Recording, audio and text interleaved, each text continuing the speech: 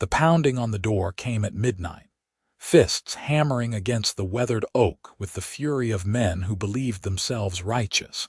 And Harlan Quill knew exactly what they were hunting for even before their voices rose through the darkness demanding he open up or face consequences.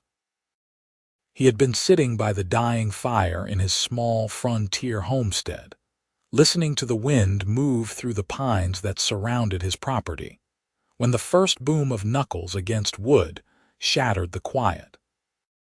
His heart seized in his chest, and his eyes flicked immediately to the loft above, where he knew she was hiding, where he had told her to stay no matter what sounds she heard from below. "Open this door, Quill." The voice belonged to Marcus Trent, the self-appointed leader of the hunter militia that had formed in the valley 3 months ago. "We know you have information about the orc seen near the river. We need to search your property." Harlan stood slowly, buying himself seconds to think, to calm the racing of his pulse. He crossed the rough plank floor in his worn boots, each step deliberate, and placed his hand on the iron latch. Through the small window cut into the door, he could see the flickering light of torches held aloft, shadows dancing across the faces of at least 6 men, maybe more behind them. He had known most of these men for years, had helped some of them build their own homesteads, had shared meals and stories with them when the valley had first opened to settlement. That felt like another lifetime now. He opened the door just wide enough to stand in the frame, blocking their view inside. The cold night air rushed in, carrying the scent of pine smoke and horse sweat. "Marcus, it is late.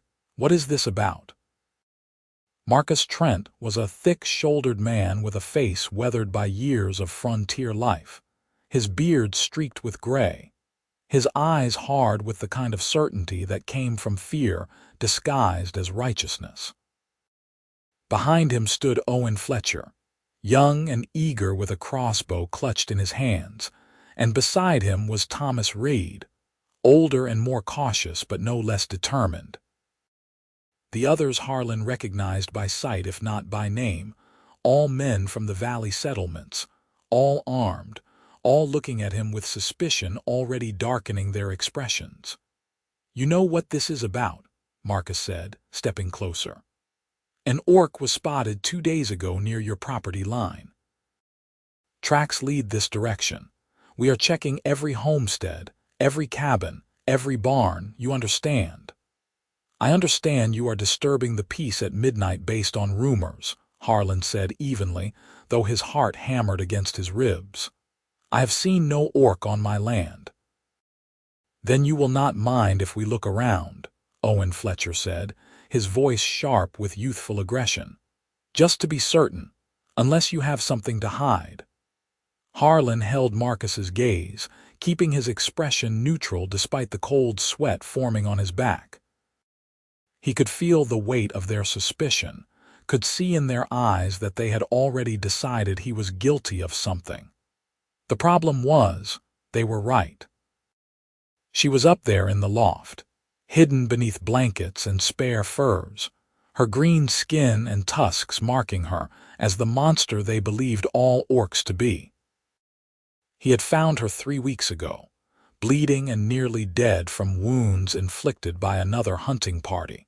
And despite every logical reason not to, despite the danger and the laws and the hatred that ran like poison through human settlements, he had brought her home and tended her injuries. "My home is my own," Harlan said quietly.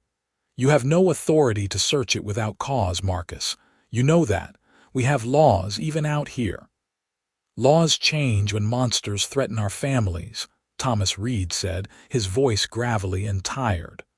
"I lost a brother to an orc raid 10 years back." "You remember that, Harlan. You were at the funeral. So do not talk to me about laws when there is a creature out there that might kill our children." The words hit harder because Harlan did remember. He remembered the grief, the anger, the fear that had swept through the settlements in those early years. He also remembered what he had learned since, the truths that complicated the simple narrative of monsters and victims. The orc clans had their own stories of loss, their own dead buried because of human expansion into lands that had been theirs for generations. Violence bred violence, and hatred fed on itself until no one could remember who had struck the first blow. But he could not say any of that now, not to these men with their torches and weapons and certainty. "I will tell you once more," Harlan said, his voice carrying the weight of his years as a soldier before he had come to this valley seeking peace. "I have seen no orc on my property. The tracks you followed likely belonged to deer or elk moving through the forest. Now go home to your families and stop seeing threats in every shadow." Marcus studied him for a long moment, and Harlan could see the calculation happening behind those hard eyes. The militia leader was trying to decide if pushing harder would reveal truth, or simply alienate a respected member of the community. Harlan had been in the valley for 8 years, had proven himself a good neighbor, had fought alongside some of these men when bandits had threatened the settlements 2 summers ago. That history was his shield now, thin as it was. "We will be watching," Marcus finally said, his voice low and dangerous. "If we find out you lied to us, Harlan, if we find out you harbored one of those creatures, there will be consequences. You understand what I am saying?" "I understand you are threatening me on my own property," Harlan replied, matching his tone. "And I am telling you to leave." For a heartbeat, the tension hung between them like a blade poised to fall. Then Marcus stepped back, jerking his head at the others. "We are done here. For now." They turned and walked back toward their horses, the torchlight receding into the darkness. Harlan stood in the doorway until he could no longer see the orange glow between the trees, until the sound of hoofbeats faded completely. Only then did he close the door and slide the heavy iron bolt into place, his hands shaking with the release of adrenaline. He turned and looked up at the loft. "They are gone." For a moment, nothing moved. Then a shape stirred in the shadows above, and she appeared at the edge of the loft floor, looking down at him with eyes that caught the firelight and reflected it back like amber. Greta. She had told him that was her name on the second day, when the fever had broken and she had finally been strong enough to speak. She climbed down the ladder with careful movements, still favoring her left side where the crossbow bolt had torn through muscle. She wore one of his old shirts, far too large for her frame, hanging to her knees like a tunic. Her green skin seemed to glow in the firelight, and the small tusks that curved up from her lower jaw gave her face a fierce beauty that had struck him from the first moment he had seen her clearly. Her dark hair was tied back in a practical braid, and her pointed ears twitched slightly as she listened to the night sounds outside. "They will come back," she said, her voice low and rough. "You should not have lied for me." "They have no proof," Harlan said, moving to the fire to add another log, needing something to do with his hands. "And I did not lie. I said I had seen no orc on my property. Technically true since I have seen a person, not a monster." She made a sound that might have been a laugh or a scoff. "Humans do not make that distinction. You know this." He did know it. That was the problem. He poked at the fire, watching sparks spiral up toward the chimney, and tried to organize his thoughts. 3 weeks ago his life had been simple. Lonely, perhaps, but simple. He worked his land, grew his crops, hunted in the forest, and traded with the other settlers. He had friends, respect, a place in the community. Then he had found her in the woods, bleeding out with a crossbow bolt in her side and cuts across her arms from the dogs they had set on her, and everything had changed. He should have left her. That was what any rational person would have done. The valley was no place for mercy toward orcs, not with the history of raids and counter-raids, not with the fear that permeated every settlement. But when he had knelt beside her and seen the pain in her eyes, seen the way she had tried to crawl away from him despite her injuries, certain he was there to finish what the hunters had started, he had not been able to walk away. He had seen too much death in his years as a soldier, had killed too many people on orders from men who called it duty and honor. He had come to this valley to escape that life, to build something instead of destroying, to find peace in the simple work of coaxing life from soil. Leaving her to die would have made him the same man he had been trying to leave behind. So he had brought her home, carried her through the forest in the gray light of dawn, and laid her on his own bed while he worked to save her life. He had cut the bolt free, stitched the wound with the same careful precision he used to mend torn leather, and forced water and broth down her throat when the fever came. For 3 days she had burned with infection, delirious and speaking in the orcish tongue he did not understand, and he had stayed by her side, cooling her fever with wet cloths and praying to gods he was not certain existed that she would live. When the fever finally broke, she had looked at him with clear eyes and asked why. Why had he saved her? Why had he risked everything? He had not had a good answer then, and he still did not have one now, weeks later. All he knew was that looking at her had felt like looking at himself 8 years ago, bleeding and broken and certain the world had no place for him. "You should eat something," he said now, changing the subject because he did not want to argue about what he should or should not have done. "There is stew left from supper. I am not hungry." But her stomach betrayed her with a low growl, and he saw the flicker of embarrassment cross her face. "Sit," he said, moving to the pot that hung over the fire. "You need to keep your strength up if that wound is going to finish healing."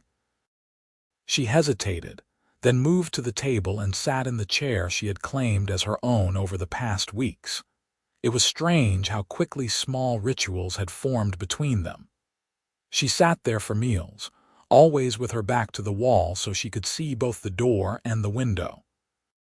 He always filled her bowl first, giving her the larger portions even when she protested.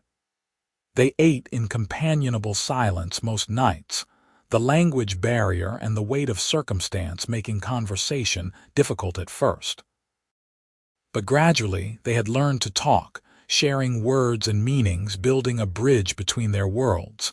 He ladled stew into a bowl and set it before her, along with a thick slice of bread. She looked at it for a moment, then up at him. "Thank you." The words were simple, but they carried weight. He nodded and filled his own bowl, sitting across from her.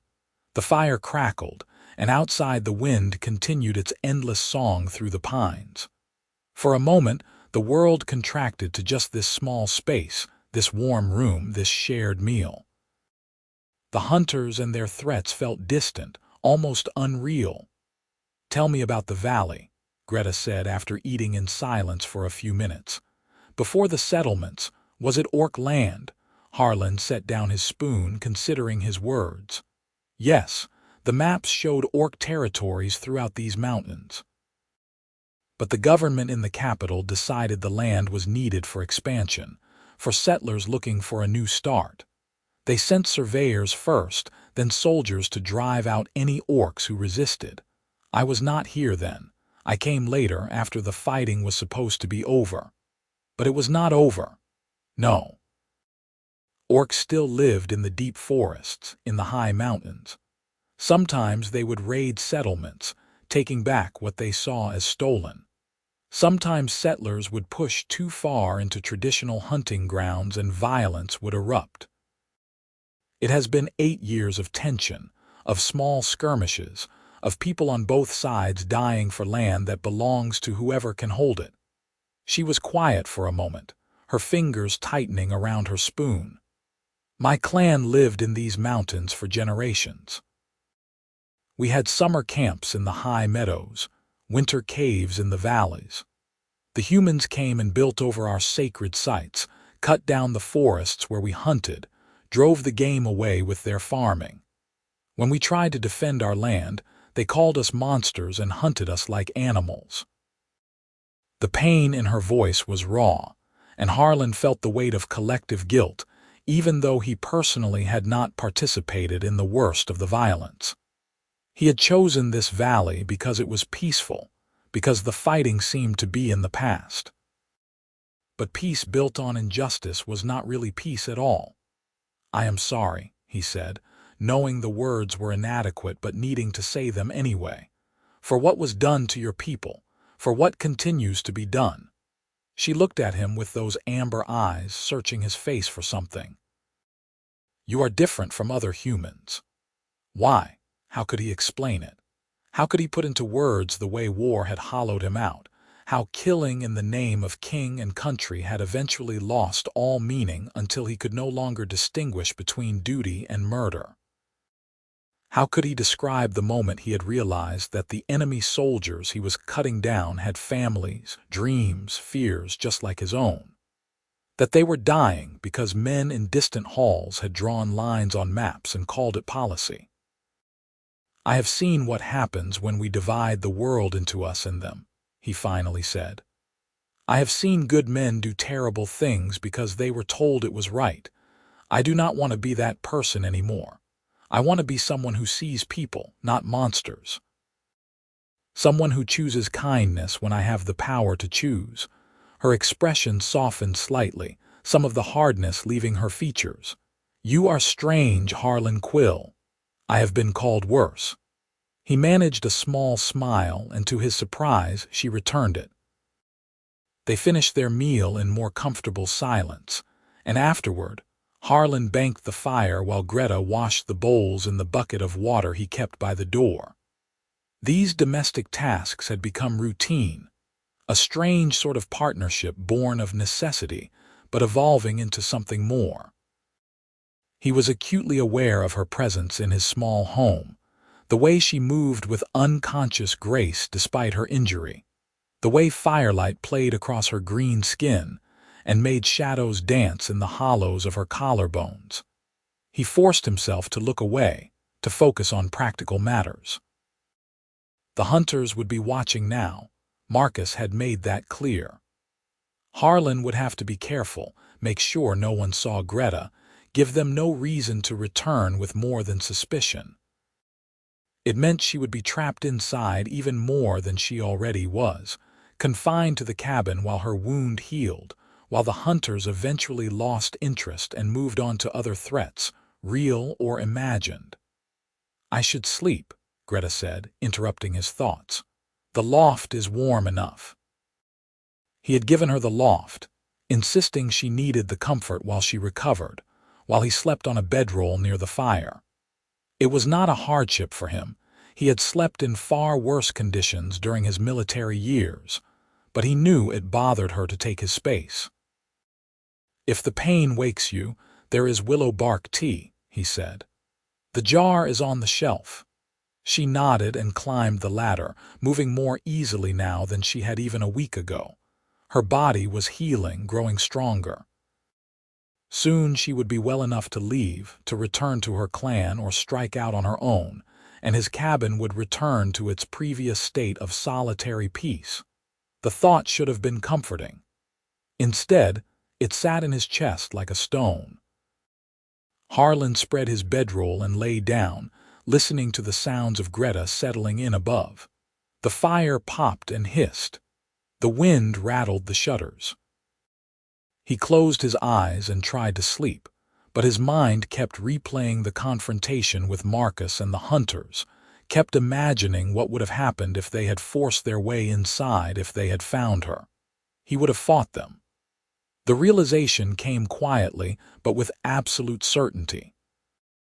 If they had tried to hurt her, he would have drawn the sword that hung over his mantle, and he would have fought men he had called friends. The violence he had tried so hard to leave behind would have come roaring back, and blood would have been spilled on his floor. The thought should have terrified him. Instead, it felt inevitable, like a promise he had made the moment he decided to carry her home. The days that followed the midnight visit were tense with waiting. Harlan went about his normal routines, tending his small vegetable garden, checking the traps he had set in the forest, chopping wood for the coming winter. But he felt eyes on him constantly, real or imagined. He caught glimpses of riders on the far ridge, watching his property. Owen Fletcher showed up one afternoon, claiming to need advice about his own land. But Harlan could see the way his eyes scanned the cabin, looking for any sign of the orc they believed was hidden somewhere in the valley. "Place looks the same as always," Owen had said, his tone casual but his gaze sharp. "You living alone must get lonely." "I prefer the quiet," Harlan had replied, not taking the bait. "Still, a man needs company. Maybe you should come to the settlement more often. Join us at the tavern. Marcus was saying just yesterday that we have not seen much of you lately." "I have been busy with the harvest preparations." It was not entirely a lie. He had been working his land, though his mind had been elsewhere. Owen had lingered for another few minutes, asking probing questions disguised as friendly conversation, before finally mounting his horse and riding off. Harlan had watched him go with relief mixed with dread. They were not going to let this drop. Marcus and his hunters were convinced an orc was hiding in the valley, and they would not rest until they found evidence or manufactured a reason to search more thoroughly. Inside the cabin, Greta was growing restless. Being confined to the small space was wearing on her, and Harlan could see the tension in the way she moved, the way she would pace from window to window during the day, looking out at the forest with longing in her eyes. "I could leave," she said one evening as they ate supper. "Go back into the mountains. It would be safer for you." "Your wound is not fully healed," Harlan said, though they both knew that was becoming less true with each passing day. "And the hunters are watching the forest. They would see you." "Then I will wait until dark, move only at night." "And go where? You said your clan cast you out." She flinched at that, old pain flashing across her face. It was a story she had told him in pieces over the past weeks, during the long evening hours when they sat by the fire and talked. Her clan had strict rules about interactions with humans, rules born from generations of conflict and betrayal. When Greta had advocated for trying to find peace, for attempting to communicate with the settlers rather than raiding them, she had been labeled a traitor to her people. The final blow had come when she had refused to participate in a raid on a farming family, had instead warned them and helped them escape. For that act of mercy, she had been exiled, cast out to survive on her own. The hunters had found her 2 days later, alone and vulnerable. They had not asked questions or offered mercy. They had simply attacked, certain they were killing a monster. "I will find somewhere," she said now, her voice hard with determination that did not quite hide the fear beneath. "I have survived this long. You almost died. If I had not found you when I did, you would be dead now. And you wish you had not." There was challenge in her tone, in the way she looked at him across the table. "You wish you had left me to die so your life could remain simple." "No." The word came out more forcefully than he intended. "I do not wish that." "Then what do you wish, Harlan Quill? Because I do not understand you. You risk everything to save me, you lie to your own people, you keep me hidden in your home. But for what purpose? What do you gain from this?" He set down his spoon, meeting her gaze. The question had been building between them for days, unspoken but present in every glance, every moment of tension. What did he want? What was he doing, really, beyond postponing the inevitable moment when she would have to leave or they would be discovered? "I do not know," he said honestly. "I did not think beyond keeping you alive. I did not plan for what comes after." "There is no after." Her voice was flat. "You know this. I cannot stay, you cannot come with me. There is no world where this ends well for either of us." "Maybe." He stood and moved to the window, looking out at the darkening forest. But maybe that is a reason to make the time we have count for something. You are the first person in 8 years who has made me feel less alone. The first person who sees the world the way I do, who questions the simple stories everyone else accepts. I am not ready to give that up yet. He heard her chair scrape against the floor, heard her footsteps behind him. She stopped close enough that he could feel the warmth of her presence, could catch the scent of pine smoke and something else, something distinctly her. "You are a fool," she said softly, "probably. Humans and orcs cannot be friends. We seem to be managing." She made that sound again, the one that was half laugh, half scoff. "This is not friendship. This is survival. You saved me. I owe you a debt. That is all. If that is what you need to believe." He turned to face her, and was struck again by how beautiful she was in the firelight, how the harsh lines of her face softened into something that made his chest ache. "But I think you are lying to yourself as much as you think I am lying to myself." For a long moment they stood there, close enough to touch, the air between them charged with words neither of them knew how to say. Then Greta stepped back, breaking whatever spell had been forming. "I should rest," she said, her voice carefully neutral. "Tomorrow I will begin preparing to leave. My wound is healed enough." She climbed the ladder before he could respond, and Harlan was left standing by the window, feeling like he had just lost something he had not fully realized he wanted to keep. The next morning brought an unexpected visitor. Harlan was outside splitting wood when he heard the sound of a horse approaching. His hand went instinctively to the axe, his body tensing for confrontation, but when the rider emerged from the tree line, he recognized Margaret Preston, a widow who ran a small farm on the eastern edge of the valley settlements. Margaret was in her 50s, gray-haired and sharp-eyed, with the kind of practical wisdom that came from surviving hard years. Her husband had died 5 years back, kicked by a horse, and she had run the farm alone ever since, refusing all offers of help or marriage with the same blunt efficiency she applied to everything in life. Harlan liked her, had traded with her often, and trusted her more than most of the other settlers. "Harlan," she said by way of greeting, dismounting with the easy grace of someone who had spent most of her life on horseback. "We need to talk. Margaret, this is unexpected." He set down the axe, trying to read her expression. "Is something wrong? That depends on your definition of wrong." She glanced around the clearing, taking in the cabin, the garden, the forest beyond. "Are we alone?" His heart rate picked up, but he kept his face neutral. "Yes. Why?" She looked at him for a long moment, and he had the distinct impression she was measuring him, deciding something important. "Finally," she said, "because Marcus Trent came to my farm yesterday asking questions about you, asking if I had seen anything suspicious, if you had been acting strangely. I told him no, told him to leave you alone, but he is not going to stop.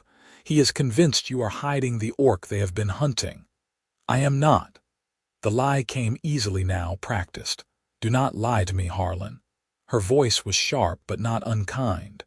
"I am too old and too tired for games." "You want to know how I know?" "Because I have been watching you for 3 weeks, ever since you stopped coming to the trading post, ever since you started buying double portions of supplies and acting like a man with a secret. I have also been around long enough to recognize what that look means, the one you have had on your face since Marcus started stirring up his hunters. It is the look of a man protecting something he cares about." Harlan felt the ground shift beneath him, felt all his careful precautions crumbling. "Margaret, I do not know what you think. Stop." She held up a hand. "I am not here to turn you in or lecture you. I am here to warn you and maybe help if you will let me." He stared at her, not daring to hope. "Why would you help?" "Because I am tired of the hatred." She moved to sit on the stump he used for splitting wood, suddenly looking every one of her years. I am tired of watching fear turn good people into monsters. My husband, before he died, he told me something. He said when he was young, he was part of a group that burned out an orc settlement in the mountains. Killed everyone there, including children. He said it haunted him every day of his life, said he could still hear the screams. He made me promise that if I ever had a chance to make things right, to choose differently than he did, I would take it. Harlan felt something loosen in his chest, a tension he had not realized he was carrying. There is an orc inside my cabin. She was wounded by hunters. I found her and I saved her life. She has done nothing wrong, hurt no one. She just wants to survive. I figured as much. Margaret stood again, brushing off her skirt. How bad is she hurt? She is healing. Another week, maybe 2, and she will be strong enough to travel. Then you need to get her out of the valley before then. Marcus is planning another search in 3 days. He is gathering men from all the settlements, and this time he is going to force his way onto every property, law or no law. If she is still here when that happens, they will find her. And they will kill her, Harlan. Then they will probably kill you for harboring her. The words hit like physical blows. 3 days. That was not enough time for Greta to fully heal, not enough time to plan a safe route out of the valley, not enough time for anything. I can help, Margaret continued. My farm is the furthest east, right at the edge of the settled lands. If you can get her there, I can hide her until the search is over, then help her get into the high mountains where the hunters will not follow. Why? Harlan asked, needing to understand. Why risk yourself for someone you have never met? Because I am old enough to know that the world does not need more death. It needs more people willing to take risks for mercy. She met his eyes. And because I see the way you talk about her, even without saying her name. I have been married, Harlan. I know what it looks like when someone is falling in love. You are not just protecting a stranger. You are protecting someone who matters to you. The words hung in the air between them, and Harlan could not deny them. Not to Margaret and not to himself anymore. Somewhere in the past 3 weeks, between tending her wounds and sharing meals, between late-night conversations and comfortable silences, he had fallen for Greta. It was impossible and foolish and dangerous, but it was true. She does matter to me, he admitted quietly. More than she should. More than I thought possible. Margaret nodded as if he had just confirmed something she already knew. Then fight for her. Get her to my farm tomorrow night after dark. I will be ready. This could destroy you. If anyone finds out, I am an old woman with no children and no close family. What are they going to do to me that matters? Take my farm. I was planning to sell it and move to the coast anyway in a few years. Let them try. She moved back to her horse, mounting with practiced ease. Tomorrow night, Harlan, do not be late. She rode off before he could thank her, disappearing into the trees like a vision. Harlan stood in the clearing, his mind racing with the implications of what had just happened. They had an escape route. They had help. But it meant Greta would be leaving even sooner than he had prepared himself for. Meant the strange pocket of peace they had built inside his cabin was about to collapse. He went inside to find Greta standing by the window, having clearly watched the entire exchange. Her expression was guarded, but he could see the question in her eyes. That was Margaret Preston, he said. She knows you are here. She wants to help get you out of the valley. You trust her. Greta's hand rested on the knife she kept tucked in her belt, the one he had returned to her after she had recovered enough to defend herself if needed. With my life. It was true. Margaret had proven herself trustworthy in a dozen small ways over the years. We leave tomorrow night. She will hide you until the search is over, then help you reach the high mountains. Something flickered across Greta's face, an emotion too quick to name. And then you will be free, safe, able to start over somewhere the hunters cannot reach, alone. The word carried more weight than seemed possible for a single syllable.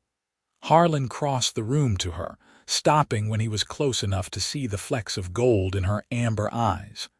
"You have been alone before," he said, though the words felt like ash in his mouth. "You are strong. You will survive. I do not want to just survive anymore." Her voice was barely above a whisper.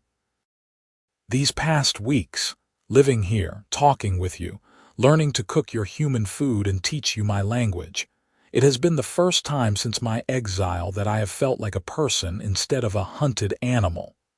I do not want to give that up." Greta, he did not know how to finish that sentence, did not know what he could offer her that would make any difference. "I know." She turned away from the window from him, her shoulders tight with tension. "I know there is no future where this works. I know I have to leave and you have to stay and we both have to pretend these weeks meant nothing. But I need you to know that they did mean something. To me, they meant everything." The confession broke something open inside him, some dam he had been maintaining through sheer force of will. He closed the distance between them and did something he had been thinking about for days, but had been too afraid to act on. He took her hand. She froze, looking down at their joined hands with an expression caught between wonder and fear. Her green skin was warm against his, her palm calloused from work and survival. He could feel her pulse racing, matching his own. "They meant everything to me too," he said, "and I do not want to pretend otherwise." "Then what do we do?" She looked up at him, and he saw his own longing reflected in her eyes. "How do we make this work when the world will not allow it? I do not know, but I know I am not ready to say goodbye yet. So tomorrow night we go to Margaret's farm, we get you safe, and then we figure out what comes next. Together, if you will have me. You would give up your home, your life here. For me." The disbelief in her voice was painful to hear. "I came to this valley looking for peace. But the only peace I have found in 8 years has been in the past 3 weeks, sitting across a table from you. So yes, I would give it up, without hesitation."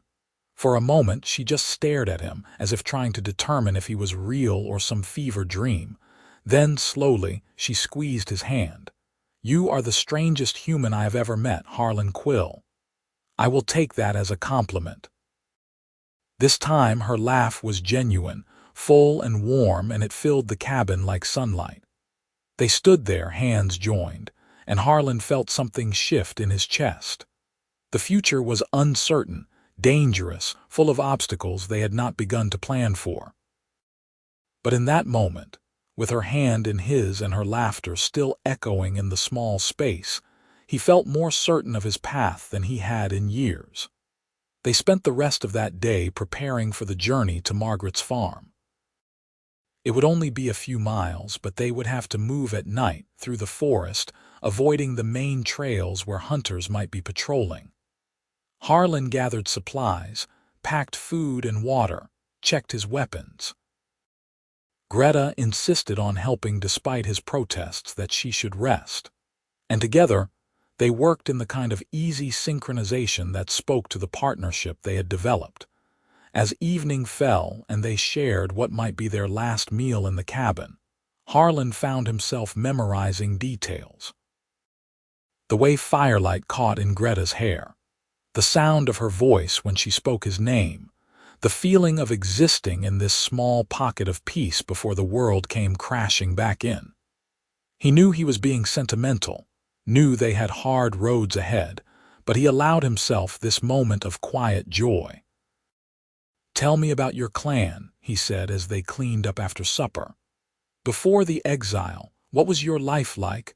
Greta was quiet for a moment, her hands stilling in the wash water. "It was good in many ways. We moved with the seasons, following the herds, gathering in the high meadows for festivals. I had friends, family, a place in the community. But there was also fear always. Fear of humans, fear of what would happen if we were found. And there was anger, so much anger at the losses we had suffered. That anger fed on itself until it was all some people could feel. Is that why you tried to find another way? I was tired of the hate, tired of watching children grow up learning to fear and despise humans before they had ever met one. I thought maybe if we could talk, could explain that we wanted peace too, that we could share the land, maybe things could change. She laughed bitterly. I was naive. You were hopeful. That is not the same as naive. It felt naive when my own people cast me out for it. When the first humans I tried to approach shot at me without asking questions. She pulled her hands from the water, staring at the scars that marked her forearms. I learned quickly that hope is a luxury neither of our peoples can afford. Then, what do you call this? Harlan gestured between them. What we are doing, what we are choosing. If that is not hope, what is it? She looked at him, and he saw the walls she kept around her heart crack just a little. Madness, maybe, or desperation. Or maybe you are right, and it is hope after all, stupid, fragile, dangerous hope. The best kind, he said, and was rewarded with a small smile. They set out just after midnight, when the moon was high enough to light their path, but the hour was late enough that most sensible people would be asleep. Harlan led the way through the forest, following trails he knew by heart, while Greta moved behind him with the silent grace of someone raised in the wilderness. Despite her recent injury, she navigated the dark woods with ease, and he found himself impressed all over again by her strength. The journey to Margaret's farm took 3 hours of careful movement, always listening for sounds of pursuit, always ready to hide at the first sign of other humans. Twice, they heard horses in the distance and had to crouch in the undergrowth, barely breathing, until the riders passed. Harlan's heart hammered each time, knowing that if they were discovered now, with him clearly helping her escape, there would be no talking his way out. They would both be killed, their bodies left as a warning to anyone else who might consider showing mercy to orcs. But they made it through the forest undetected, and as the first hints of gray dawn touched the eastern sky, they emerged from the tree line to see Margaret's farmhouse ahead. It was a solid structure of timber and stone, with a barn to one side and fields stretching out beyond. Smoke curled from the chimney, and as they approached, the door opened to reveal Margaret waiting for them. "Inside, quickly," she said, ushering them into the warm interior of her home. "The hunters have been riding since before dawn. I saw 2 parties pass already." Harlan felt Greta tense beside him as they stepped into the farmhouse, her eyes scanning for exits, for threats, her hand near her knife. Margaret noticed and spoke directly to her. "You are safe here, girl. I know you have no reason to trust a human stranger, but I give you my word that no harm will come to you under my roof." Greta studied her for a long moment, then gave a slight nod. "Thank you. Come, I have food prepared, and then I will show you where you will hide if anyone comes searching." Margaret moved through the house with the efficiency of someone who had lived alone for years, leading them to a kitchen table laid with fresh bread, cheese, and cold meat. "Eat. You both look like you have been through a war." They ate gratefully, and Harlan felt some of the tension drain from his shoulders. They had made it. Greta was safe, at least for now. Margaret had prepared a hiding place in the cellar, a false wall that led to a small storage area where Greta could conceal herself if the hunters came. It was cramped and dark, but it was secure, and that was all that mattered. "I will stay with her," Harlan said as Margaret showed them the hiding spot, "until the search is over." "You will do no such thing." Margaret's voice was firm. "You need to go back to your cabin and be seen around the valley. If you disappear at the same time as the orc they are hunting, it will only confirm Marcus's suspicions. You have to act normal, Harlan, like you have nothing to hide." He knew she was right, but the thought of leaving Greta here, of not being there if something went wrong, made his chest tight with anxiety. He looked at Greta, trying to read her expression in the dim light of the cellar. "She is right," Greta said quietly. "You have to go back, protect yourself." "I do not want to leave you. I know." She reached out and touched his face, her fingers gentle against his cheek. "But we do what we must. We have always done what we must." He caught her hand, pressing it more firmly against his skin, committing the feeling to memory. "I will come back as soon as it is safe, I promise. I will be here." There was something in her eyes, an emotion he was afraid to name, afraid to hope for. Waiting. Margaret cleared her throat delicately. "Harlan, you need to go now, before the sun is fully up and people start moving around." He forced himself to step back to release Greta's hand. "Take care of her."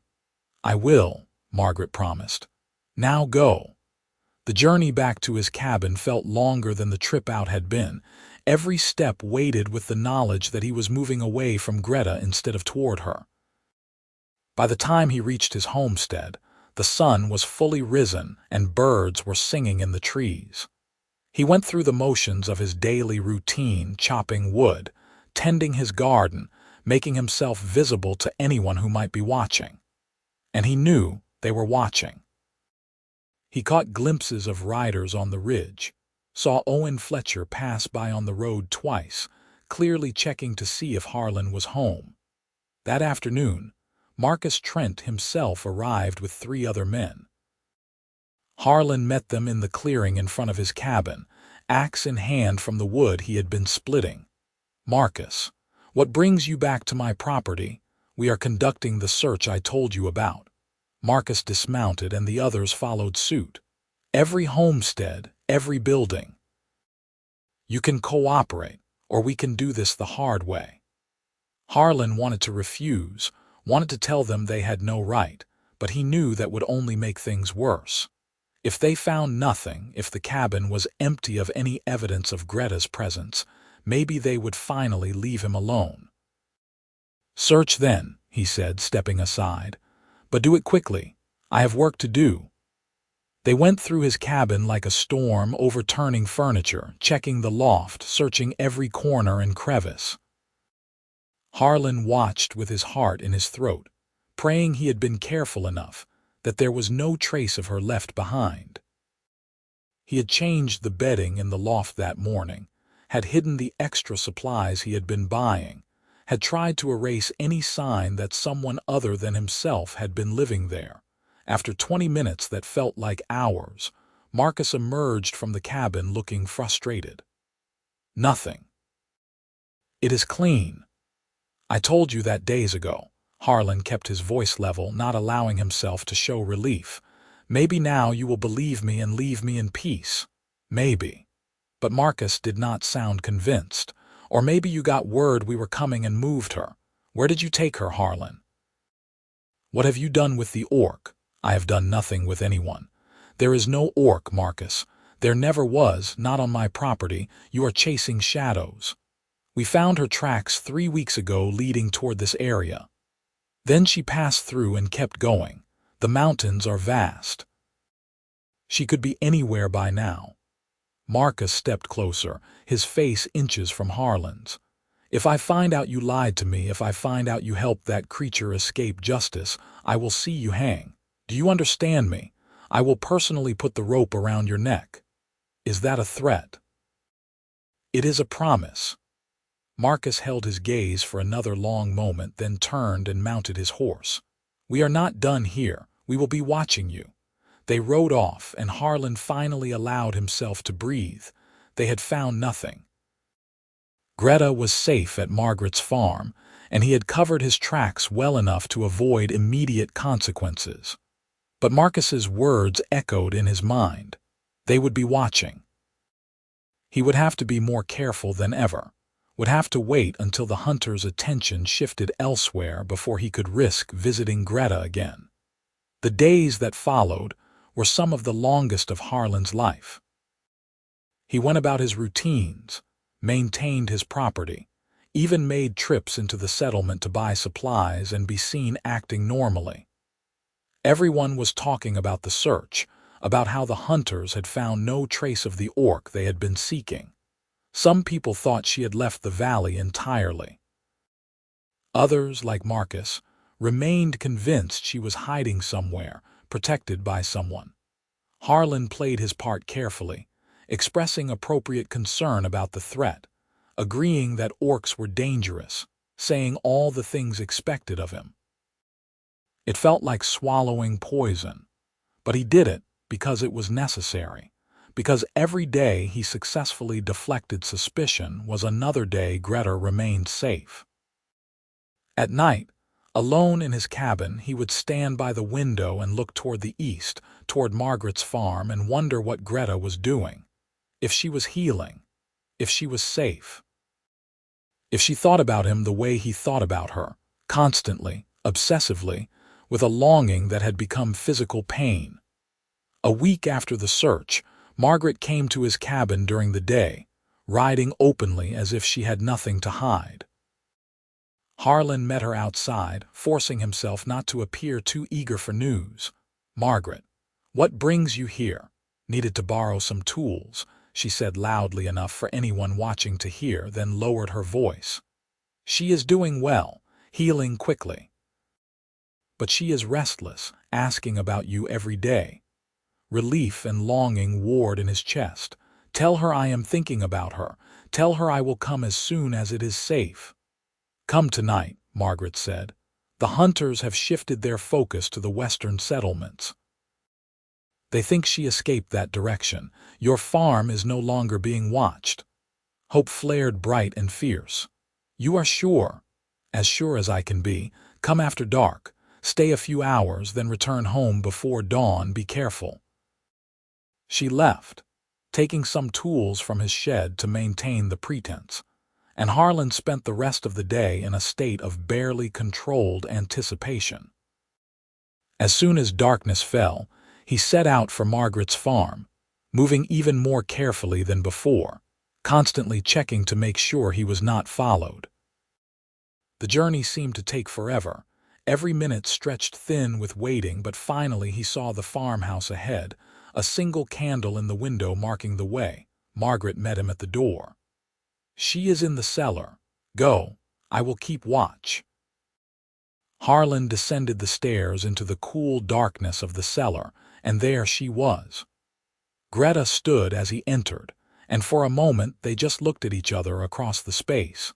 Then she was moving, crossing the distance between them, and he met her halfway.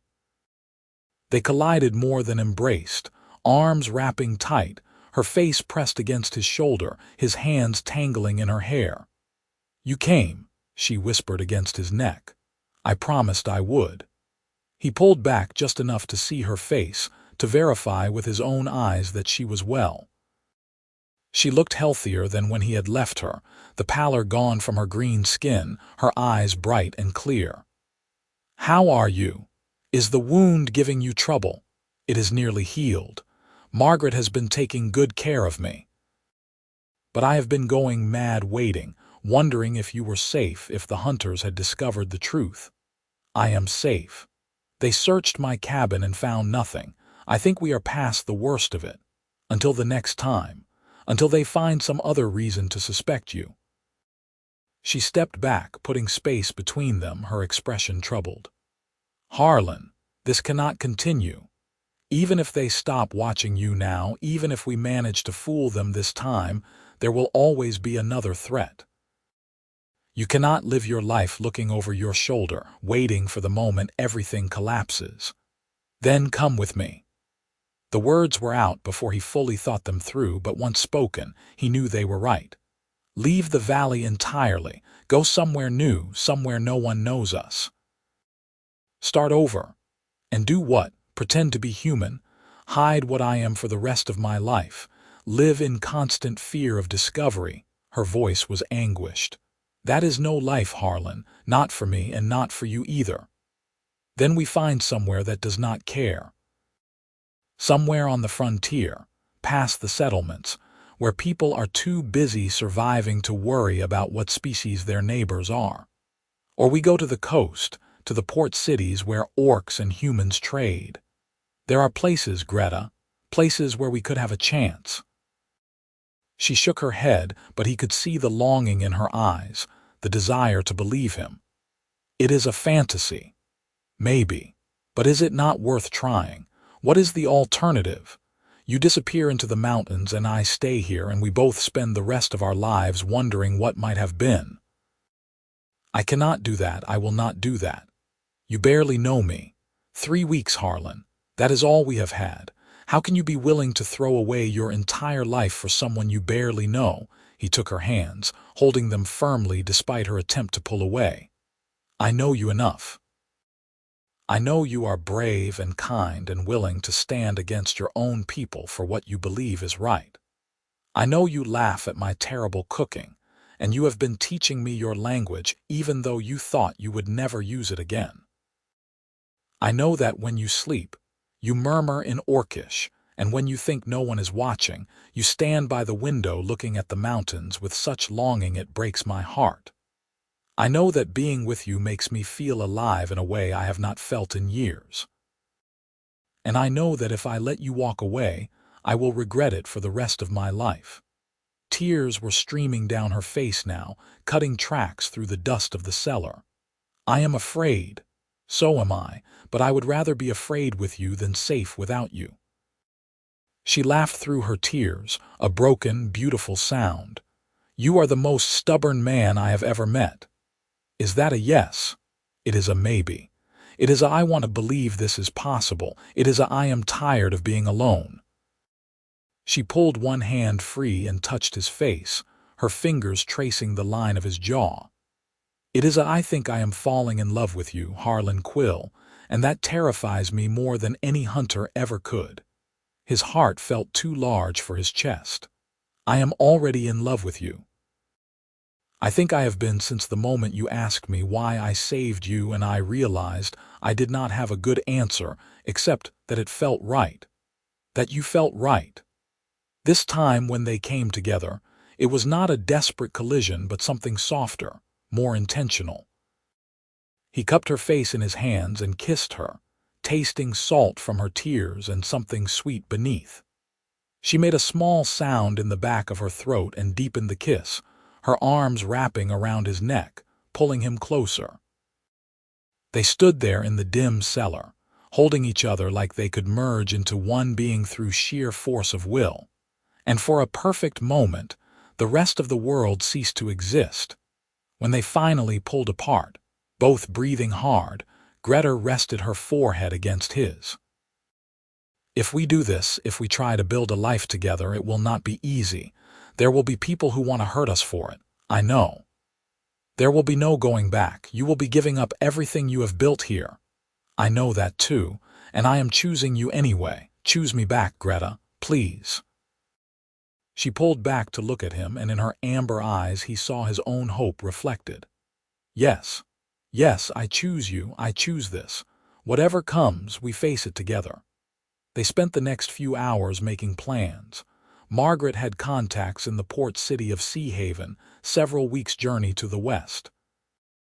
It was a rough place, built on trade and necessity, where people asked fewer questions and cared more about capability than species.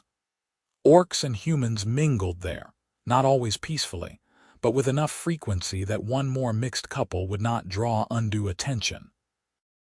Margaret had offered to write letters of introduction, to help them get started. It would be hard, would require them to work whatever jobs they could find, would mean leaving behind everything familiar. But it would be a chance at a real future together. As dawn approached, Harlan forced himself to leave to return to his cabin before his absence was noted. But this time, the parting felt different. This time, they had a plan, a future beyond just surviving to the next day.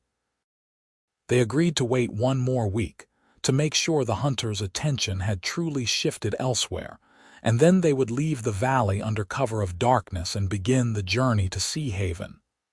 1 week, Greta said as they stood by the cellar stairs. Then we start our life. 1 week, he agreed, stealing one more kiss before forcing himself to climb the stairs. The week passed with agonizing slowness. Harlan continued his normal routines, but now every action felt weighted with the knowledge that he was doing it for the last time.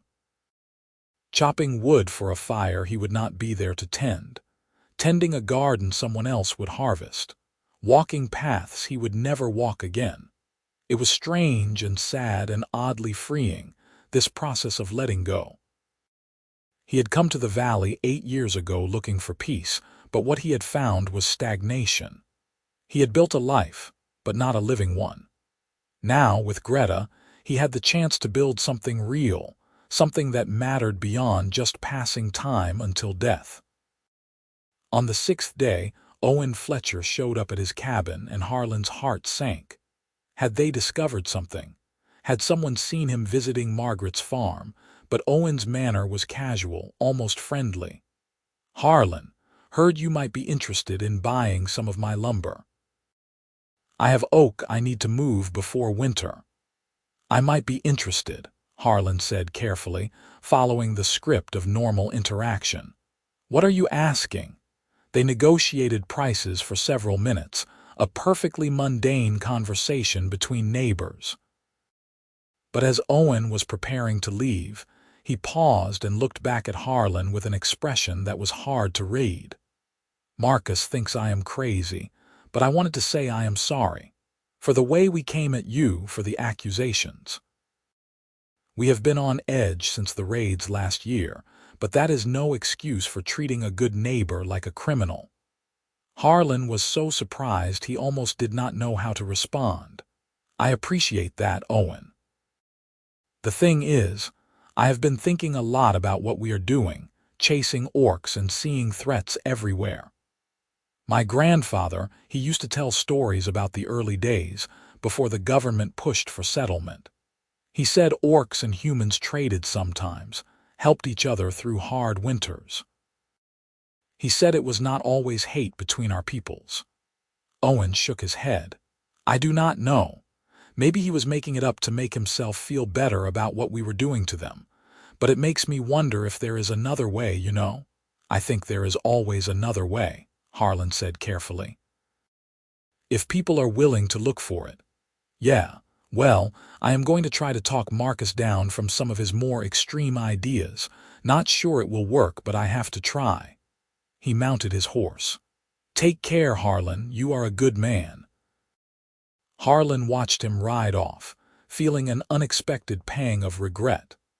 Owen was trying to change, trying to see past the fear and hatred. Maybe if there were more people like him, Harlan and Greta would not have to leave the valley. But there were not enough, not yet, and they could not wait for the world to change. They had to make their own way. On the 7th night, Harlan packed everything he could carry in a single pack. He took his weapons, his money saved over years of trading, some clothes, and a few items of sentimental value. Everything else he left behind, the accumulated possessions of 8 years reduced to a single load. It felt appropriate somehow, like shedding a skin that no longer fit. He took one last look around the cabin that had been his home, his refuge from a violent past. He had found a measure of peace here, but it had been incomplete, had been waiting for something he had not known he needed. Now he knew. Peace was not a place. It was a person, a connection, a choice to build something meaningful with someone who saw the world the way you did. He left the door unlocked and walked away without looking back. Margaret was waiting with Greta when he arrived at the farm, both of them packed and ready. The older woman had insisted on accompanying them for the first few days of the journey, claiming she needed to visit Sea Haven anyway for business. They all knew it was an excuse, a way to offer protection and guidance, and Harlan was grateful beyond words. "Ready?" Margaret asked, and he nodded. "Ready." They set out under a clear sky, the stars bright overhead, the night air cool with the promise of autumn. Harlan walked beside Greta, their hands joined, their steps matching. Behind them, the valley faded into darkness, and ahead lay uncertainty and possibility in equal measure. The journey to Sea Haven took 3 weeks of hard travel. They moved mostly at night for the first few days, keeping to game trails and avoiding settlements, until they were far enough from the valley that the risk of being recognized diminished. Margaret proved to be an excellent traveling companion, tough and resourceful, with a seemingly endless supply of stories from her long life. She treated Greta with the same matter-of-fact kindness she showed everyone, never making a point of her species, never treating her as anything other than a person deserving of respect. "You remind me of my daughter," Margaret said one evening as they sat around a small fire. "She would have been about your age now if she had lived. Same fierce spirit, same unwillingness to accept the world as it is handed to her." "What happened to her?" Greta asked gently. "Fever when she was 12. Before the doctors came to the valley, before we had real medicine." Margaret stared into the fire, her expression distant. "I think about her every day, wonder what she would have become. I like to think she would have been someone who fought for a better world like you are doing." "I am not fighting," Greta said. "I am running away. No, girl. You are choosing to live on your own terms despite a world that says you should not exist. That is the bravest kind of fighting there is." As they traveled, Harlan and Greta fell into an easy partnership. They took turns keeping watch, gathering firewood, preparing meals. They talked for hours, sharing stories of their pasts, teaching each other their languages, laughing at misunderstandings and cultural differences. Harlan learned about Orc traditions, their complex clan structures, their deep connection to the land and seasons. Greta learned about human history, the political machinations that drove expansion, the diversity of human cultures that existed beyond the frontier settlements. And slowly, through shared hardship and intimate moments, their relationship deepened. They were no longer just two people thrown together by circumstance. They were partners, building something real and lasting. One night, about 2 weeks into the journey, they were alone while Margaret slept a short distance away. They had found a small clearing beside a stream, the sound of water over rocks creating a peaceful backdrop. Harlan was sharpening his knife while Greta tended the fire, and the domesticity of it made his chest ache with contentment. "What are you thinking about?" Greta asked, noticing his expression. "That I am happy. Truly happy, maybe for the first time in my adult life." She smiled, the firelight catching on her tusks and making her eyes glow. "Even though we are homeless and running away and have no idea what we will find in Sea Haven. Especially because of that, because none of it matters as long as I have you." She set down the stick she had been using to poke the fire and moved to sit beside him. "When we reach Sea Haven, when we start building a life there, I want to do it properly. I want to follow the traditions of my people." "What traditions?" "Among Orcs, when two people choose to be together, to build a life as partners, there is a ceremony. They exchange tokens, speak vows, bind their futures together. It is similar to human marriage, I think, but with different words." Harlan's heart began to race. "Are you saying what I think you are saying?" "I am saying that I want to be bound to you, Harlan Quill, in every way that matters, if you want that too." He set down his knife and took both her hands in his. "I want that more than anything. Yes. Whatever ceremony you want, whatever vows you need to speak, yes." She laughed, the sound bright with joy. "I have not even told you what is involved. I do not care. As long as it ends with us together, truly together, I will do anything. You might regret that." Orc bonding ceremonies involve ritual combat. "Combat," he raised an eyebrow, "to prove we are each strong enough to stand beside the other to protect and defend. Do not worry, I will go easy on you." Her eyes danced with mischief. "I am a trained soldier. I think I can handle one Orc woman." "Is that a challenge?" "Maybe." They kissed then, playful and sweet, and Harlan felt the future solidify into something real and tangible. They would reach Sea Haven. They would build a life. They would have this ceremony she spoke of, would bind themselves together in the traditions of her people. And they would face whatever came next as partners, equal and united. Margaret had been watching from her bedroll, and when they finally pulled apart, she called out, "About time you two made it official. I was beginning to think I would have to lock you in a room together." They laughed, and even the darkness seemed less heavy, the future less uncertain. Sea Haven appeared on the horizon one afternoon as they crested a hill, and Harlan stopped to stare. The city was larger than he had expected, sprawling along the coast where the forest met the sea. He could see ships in the harbor, dozens of them, their masts like a forest of naked trees. Smoke rose from countless chimneys, and even from this distance he could hear the sounds of commerce and life. "It is big," Greta said beside him, her voice uncertain. "I have never seen so many buildings in one place."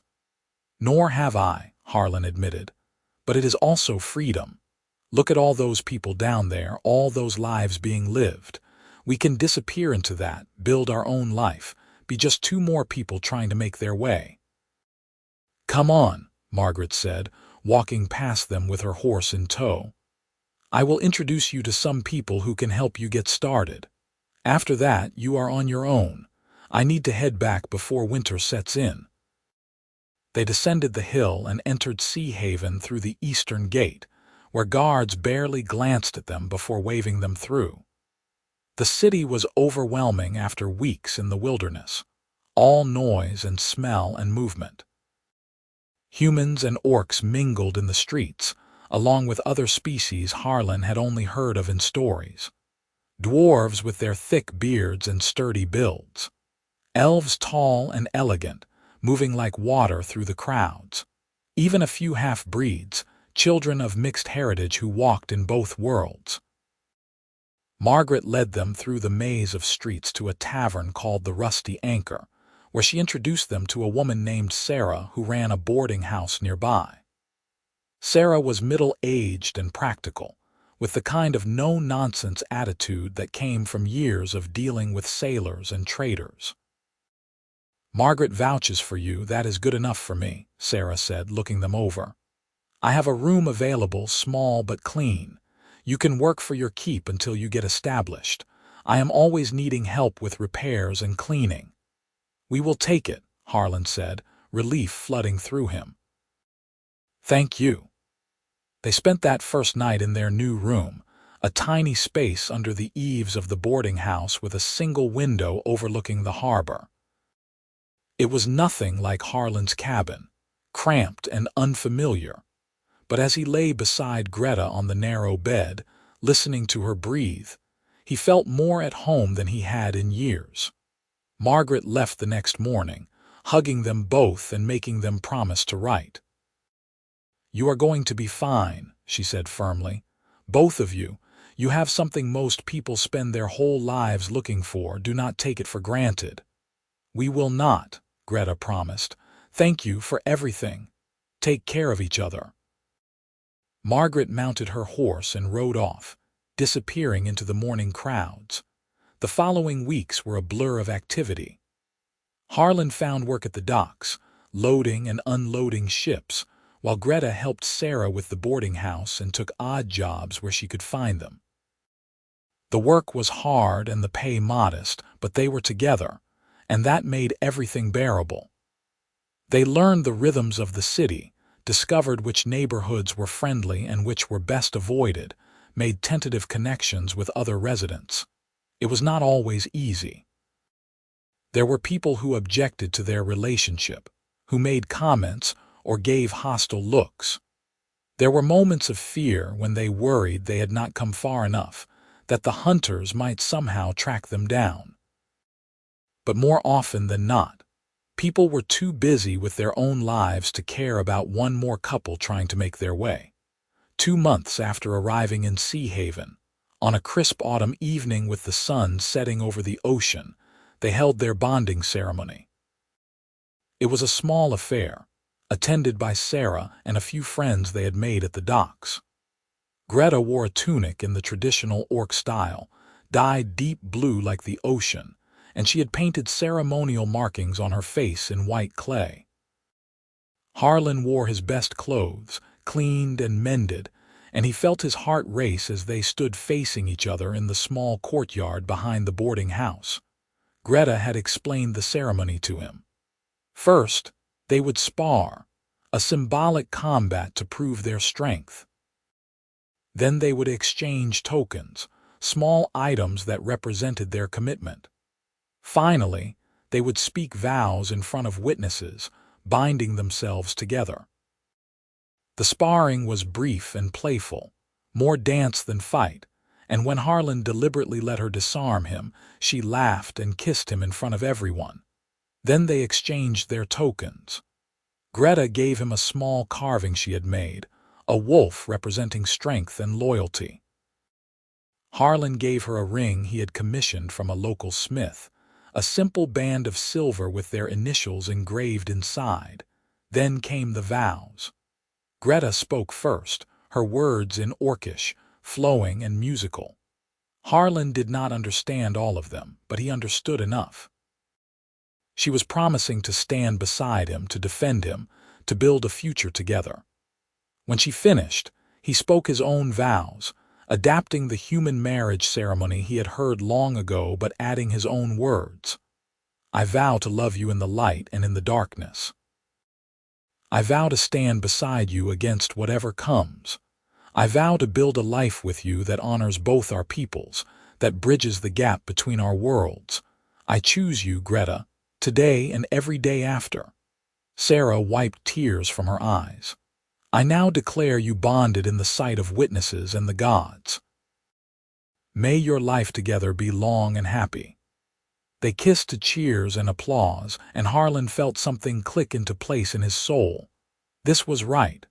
This was what he had been searching for without knowing it, not just love but partnership, not just peace but purpose.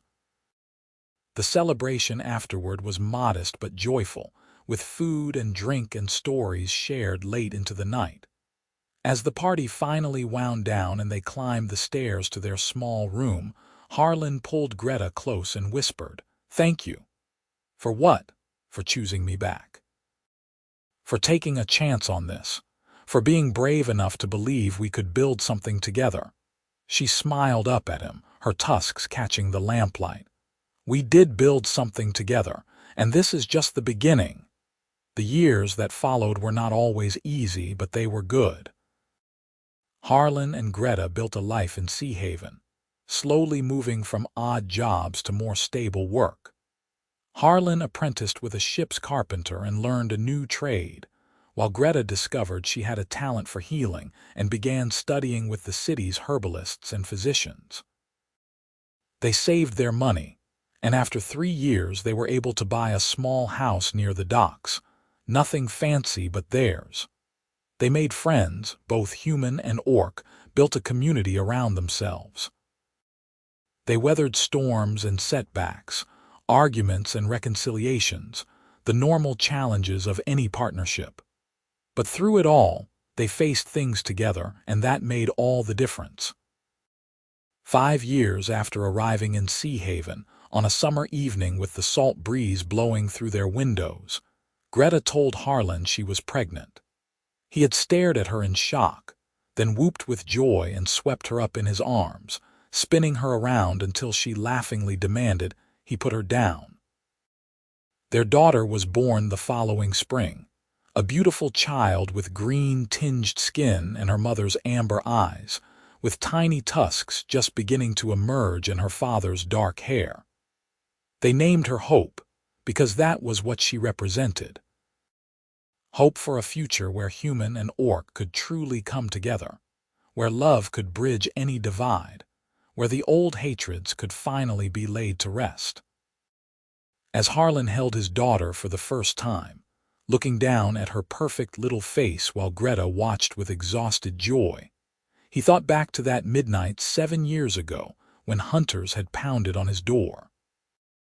He thought about the choice he had made, the lies he had told, the life he had given up. And he knew with absolute certainty that he would make the same choice again. 1,000 times over, he would choose this, because sometimes the right thing to do was also the hardest thing. Sometimes love meant risking everything, meant standing against the world and declaring that there was another way. Sometimes peace required courage, and building a future meant letting go of the past. He looked up at Greta, at his wife, his partner, the mother of his child, and smiled. "We did it."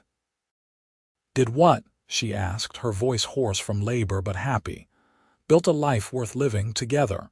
She reached out and took his hand, squeezing it gently. "Yes, yes, we did."